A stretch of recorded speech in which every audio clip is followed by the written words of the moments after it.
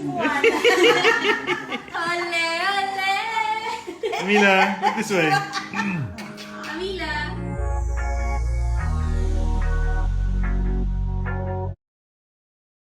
Napaka-cute naman nga ni Baby Bean sa kanyang first Halloween costume. As Moana nga ngayon itong anak ni Angelica Panganiban at Greg Homan. Ole, ole! Camila, look this way. Camila!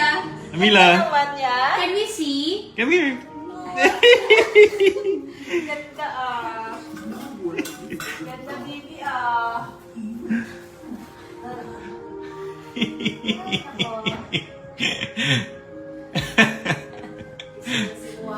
Ang ganda mo naman!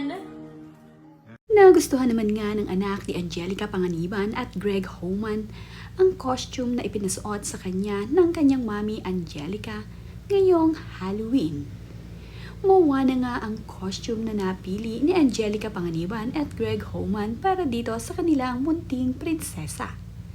Tuwang-tuwa naman nga itong si Bean sa buhok na inilagay sa kanya na napakahaba at kulot.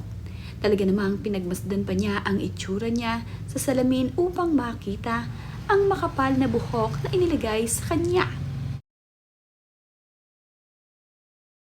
Cute na cute din naman itong si Baby Bean sa isang costume na ipinasuot muli sa kanya.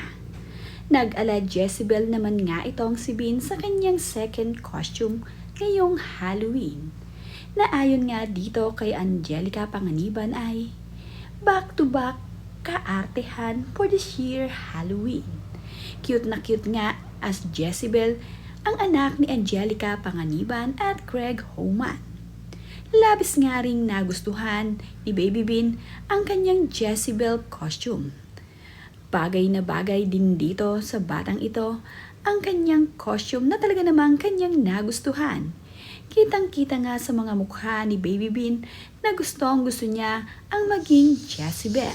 Kaya naman, napakaganda ng kanyang smile habang ito ay nakadapa at suot ang kanyang Jezebel costume. Trick or treat, trick or treat. Ngang mga nakaraang araw ay nagkaroon ng trick or treat dito sa bahay ni Angelica Panganiban at Greg Homan. Nagkaroon nga sila ng bisita dito at itong si Bean ay nagkaroon nga ng kalaro.